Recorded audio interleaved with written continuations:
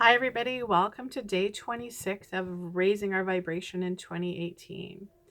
So, today we are going to be talking about depression. And so, depression can mean different things to different people depending on how we are affected by it or how we experience it. And I often will see depression and anxiety kind of go hand in hand. I think we've talked a little bit about this before. So energetically, depression has more an energy of kind of like slow, stagnant, stuck. And anxiety has the energy of being, active and angry and fiery and nervous. So some people, when they are experiencing depression, they can actually experience an underlying energy of anxiety as well with it. For others, depression can be, where they can't get out of bed, or they can't, find anything to be excited about, or there's nothing to be joyful about, no purpose in life. And so really, in Chinese medicine, we do look at them as being like opposites, like of in how they present themselves in the body and the direction that they go in. So this is a depression is a big subject, just because it has multiple layers. So if we keep in mind that we are um multiple dimensional beings, right? We know that we've talked about the soul, the ego, the pain body. And you've heard everybody talk about mind, body, spirit, right? We talk about this. The industry that I'm in is all about mind, body, spirit healing. And I think when we talk about depression or anxiety, we really need to look at like all of the levels of it. So, first of all, if we talk about depression from an emotional aspect, so emotionally, somebody that is depressed, first of all, we would know that they would be spending time in the past or projecting into the future, right? That's because there is nothing in the present moment ever to be depressed about. It would be our past experiences or future events that we are thinking about that bring us into the vibration of depression. It's the same thing with anxiety. That's the exact same thing as well.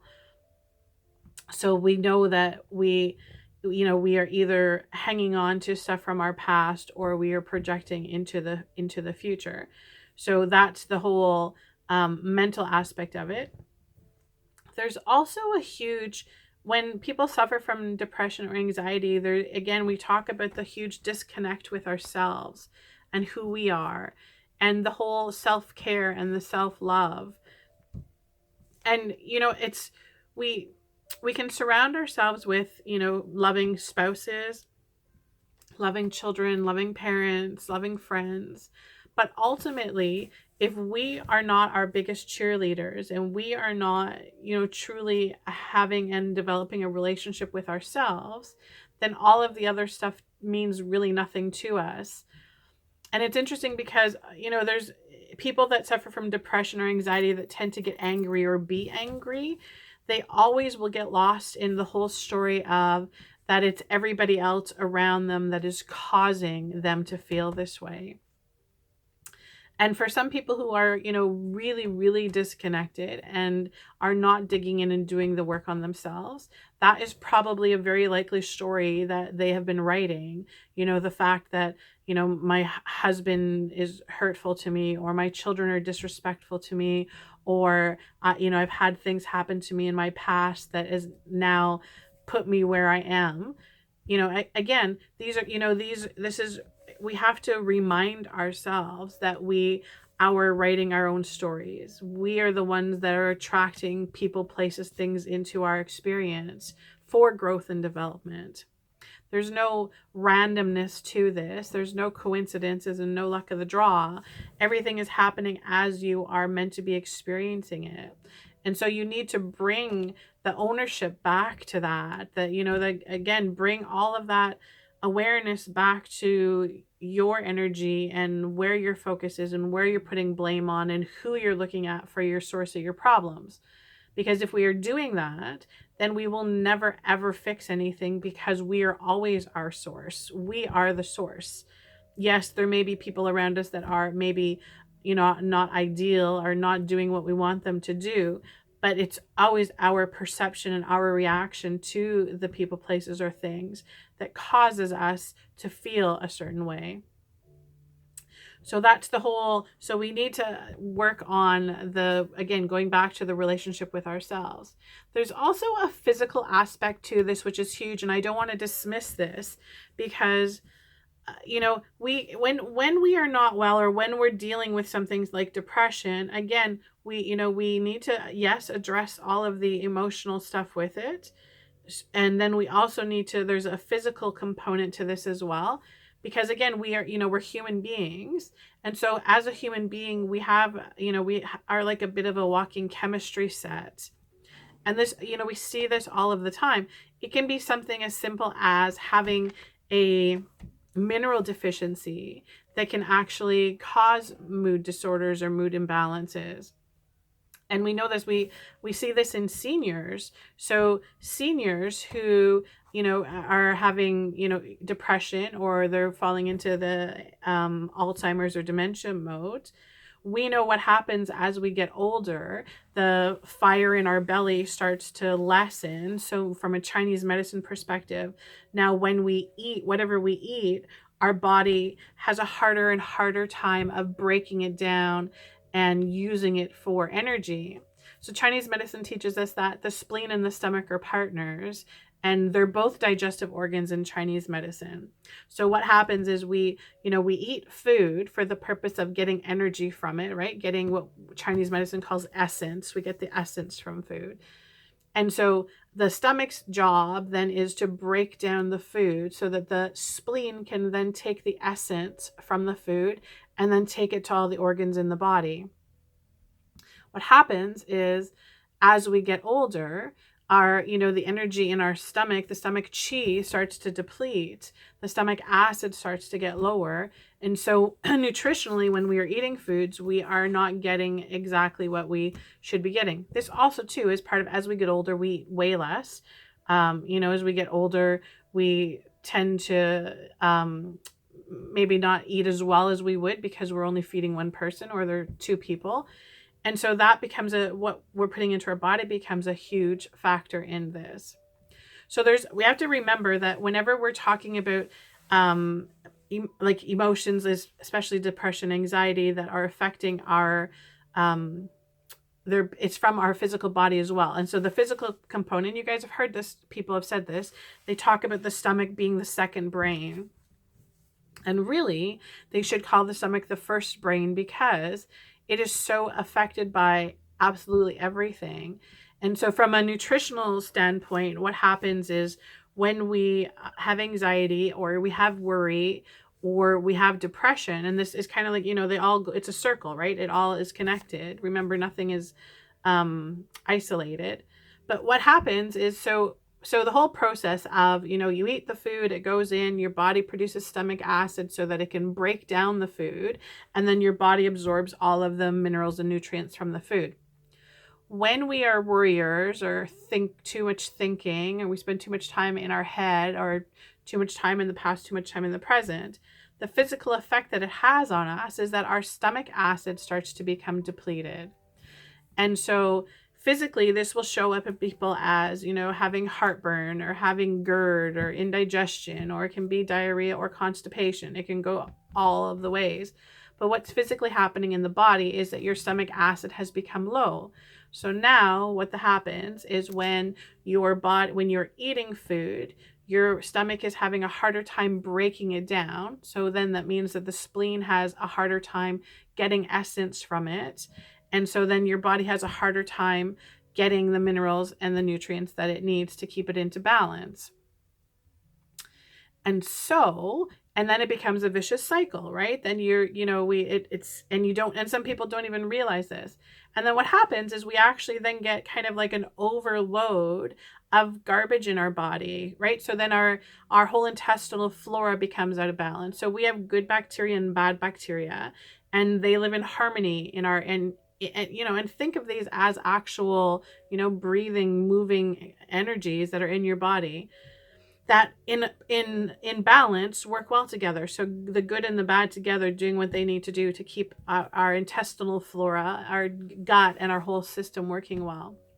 But what happens is when we stop bringing in all of the good stuff, first of all, the energy or the chi in the body starts to get depleted. And so things like our lymphatic system has a harder time. And so we have a harder time getting rid of the bad stuff, like the excess stuff that we no longer need. And then this affects our whole being. So just imagine if your whole system is kind of overloaded with garbage, right? If you were sitting in a room and there were piles of garbage sitting in the corners of the room, and it started to stink in the room, you would start to feel really yucky. You would have no other choice. It would be hard to keep your vibration up in a space that is kind of like stuck and stagnant energy. And this is what happens physically in the body. And then it becomes a vicious cycle. So then what feeds bad bacteria? Sugar, right? Sugar, processed food, any kind of, really kind of like all of the chemicals that are bad for us, that are poisonous to us. So then your body gets into the cycle of wanting to feed that, right? The bacteria gets so strong that it makes you crave the sugar. It makes you crave the sweets. It makes you crave the stuff that's not good for you. And it happens because this bacteria, to no fault of its own, is trying to survive, and it needs this to survive. And so we get into, then you can you guys see how the cycle is forming? So there's like, the overthinking, the worrying, the anxiety, the depression, then it affects the physical body. Then everything that we're putting into the physical body is not there to help us anymore. And it just becomes this huge, huge cycle. And so where do we start, right? Well, we need to go back to the idea of remembering everything that we put into our body physically is going to create a vibration within us. We know that if something is processed or sugar, because sugar, again, feeds the bacteria, we know that that will instantly lower our vibration. We know how now at this point of our journey, how much we are affected by our thoughts. So when we worry, the physical, effect that it has on our body is huge. Not only just affecting our stomach acid and our digestive system, but also affecting our cardiovascular system. So affecting our circulation. And this is huge, right? We know that we're doing that. We know that our perception and our reaction to things can change the chemistry in our body as well. We know that, we can, if we're projecting about something in the future, we can cause ourselves to have a panic attack, an actual physical panic attack where the adrenaline starts going crazy in our body. And we feel like we're going to have a heart attack and die. And the opposite too, we can, if we're thinking about the past or we're stuck in the past, and then the sadness can come into through the depression, which will keep us feeling really, really low in our energy. And so again, it goes back to the whole onus really just comes on us though, right? It comes back to that there's no other outside sources. It kind of all starts right here, right? Starts right here with the thoughts, with the awareness, with the perception. And so there's tons and tons of stuff that we can do as far as helping our physical body. And we talked about this in one of the videos about alternative therapies. But food, we talked about the food that we put into our body. Supplements are huge. I mean, it's in this day and age, it's hard for us to get everything that we need from our diet completely, unless you are, really, really good at it and you're 100% on it, and you're eating fish and fruits and vegetables and everything that is whole all the time in large quantities, because in order to get some of the levels, like for example, vitamin D or the B vitamins are water soluble. So it means that our body gets them, uses them, and then excretes it. So we need to replenish those every single day. If we don't, then things are affected, like our nervous system. And so when our nervous system is affected, that's when we will feel depression or feel anxiety. We talk about in clinic, I talk about the wired and tired feeling all the time. So that's where, like you have this underlying nervousness or jitteriness to you, but there's also the part of you that just feels exhausted all the time. And that's obviously, you're being in a state of imbalance. And so something as simple as taking our B vitamin, so B complex, is a great way to support that. Another great supplement to look at for mood and for anxiety, depression is magnesium. Magnesium is huge, and it's such an overlooked mineral. And, it used to be something that they actually would put magnesium into the soil. So we would get it in our fruits and our vegetables when we would eat it. And they don't do it anymore. So that's probably another reason why most of the population is deficient in magnesium. Vitamin D is huge. So vitamin D has numerous functions in the body. And how we can produce it ourselves is by being in the sun, right? When we go in the sun, our body actually starts to produce it. For those of us who live in North America, which, any places that have the least amount of sunshine have the highest incidences of depression and anxiety. You look at places like up north in the Northwest Territories, the rates of alcoholism and drug addictions are so high. And part of the reason is because, their exposure to the sun is the least, and it absolutely has a direct effect on their moods. So D vitamins are absolutely huge. We know, and I've read tons and tons of studies about seniors who have Alzheimer's or dementia, and having them being they're deficient in the B12 vitamins and D vitamins, and with putting them on simple supplementation, they had huge shifts in their moods and in the way they felt. GABA is another one. GABA is great for anybody that struggles with depression. GABA has a very uplifting vibration and can be very, very helpful as well. And there's tons, again, if you find a qualified health practitioner, in around where you are that you can go and sit down and talk to, there's tons and tons of options available for you.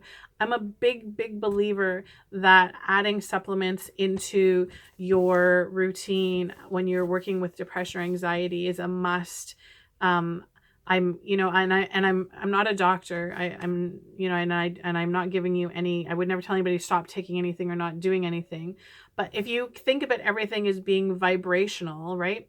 When we talk about the vibration of pharmaceuticals, so antidepressants or anti-anxiety medications, they are very, very low vibration. And although for people that are taking them, they may feel that they're helping them or they're helping them to get through a tough time, there also is a psychological component to that, because, again, through studies that I've read and knowing about how they work, their actual percentage of having effectiveness on the body is usually less than 3%. So that means that when you're taking those medicines, less than 3% of it that's the help you're getting from it, which is tiny. Whereas if you look at something like, vitamin B or vitamin D, it's huge, like in comparison to how much your body actually will get help from it. So take a look at that stuff. And you can go to your local health food store.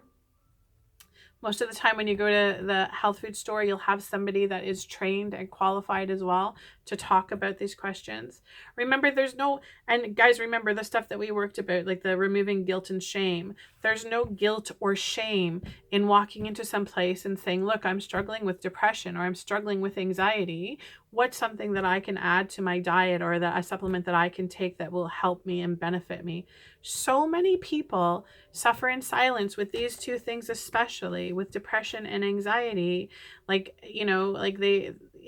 They're so afraid to say that they have it. And I guarantee you, every single human being across the planet has or will experience depression or anxiety in some form. Some people are unaware that they actually experienced depression or anxiety. And again, these are beings that have that disconnect going on. But, you can recognize it, and somebody who's done work on themselves can actually recognize that they do have that in their vibration, and they just are not bringing the awareness to it. Another thing is that part of that is that human beings are very adaptive, right? We have an amazing immune system, healing system that is constantly working to keep us alive and keep us breathing. and we can adapt to most things. We learn to, people learn to, not sleep and still function, fill their bodies with poison, with whether it's food or alcohol or drugs, and still function.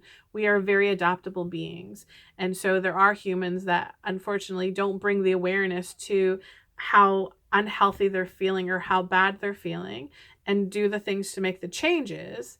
Instead, they suffer in silence, right? There's the suffering in silence. So we know that absolutely taking guilt or shame out of the equation needs to happen. This absolutely needs to happen. There's no guilt and shame or saying I'm suffering from depression or anxiety, because remember, on a soul level, you are not depression or anxiety. That's not you. If you walked into a department store and you tried on an ugly shirt and it didn't look good on you and you didn't feel good in it, you wouldn't think twice about taking it off and giving it to the clerk and saying, here, this doesn't work for me, I need something else. Think about depression and anxiety as the exact same thing. It's a vibrational frequency that you have somehow put into it's come into your story. But remember, it's not part of you.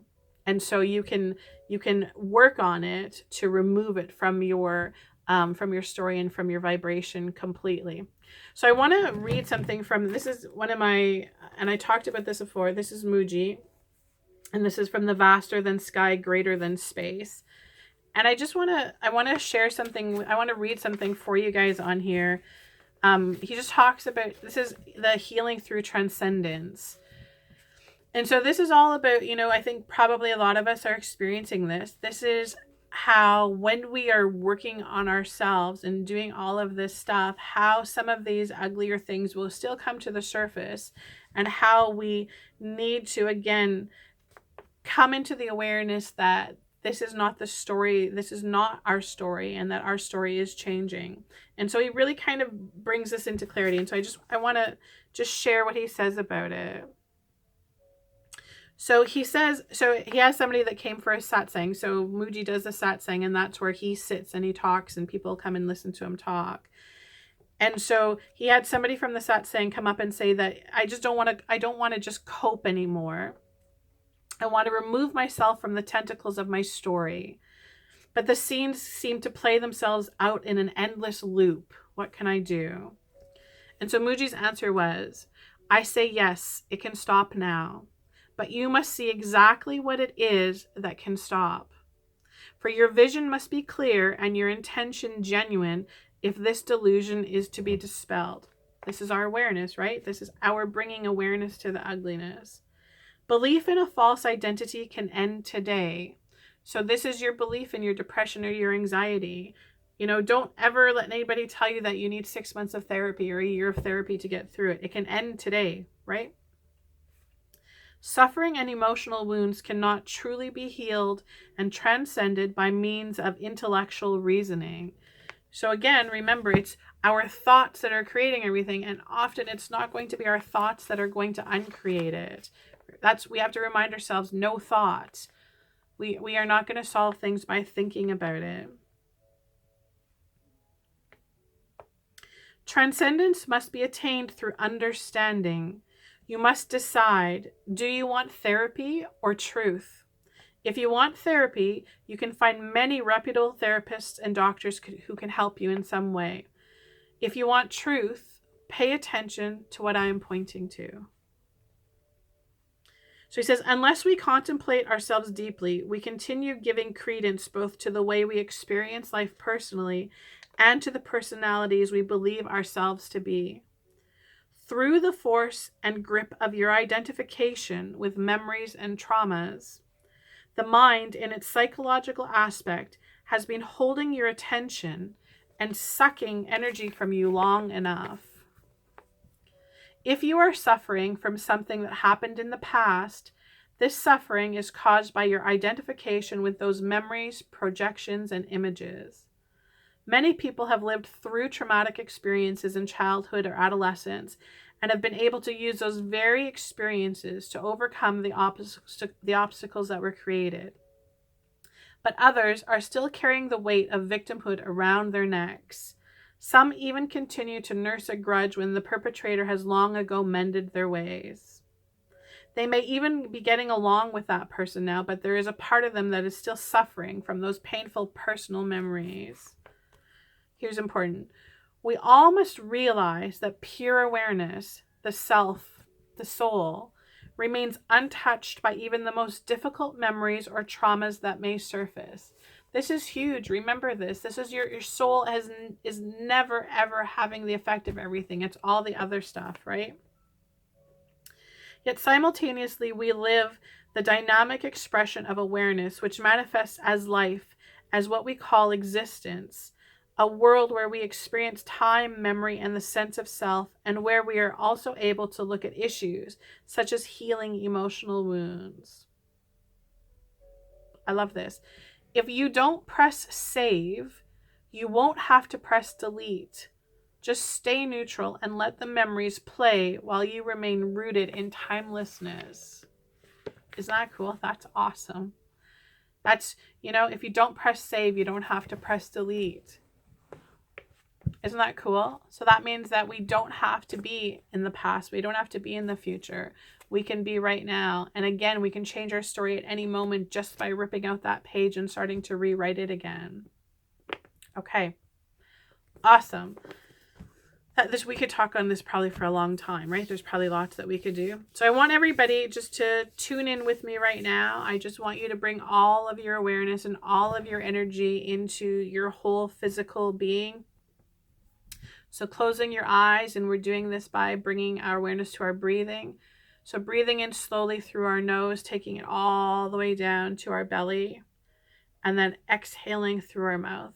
And so our focus and our attention with our breathing today is going to be releasing the vibration of depression, releasing the vibration of anxiety. So in through our nose.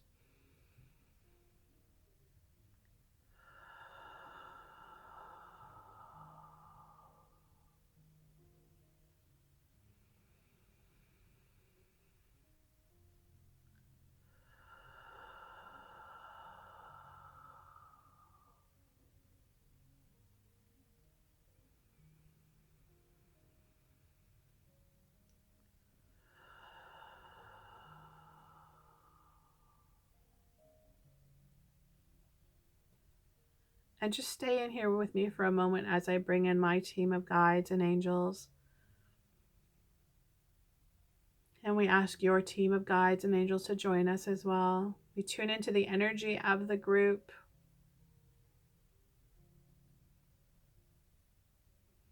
And we are sending out huge love to everybody today.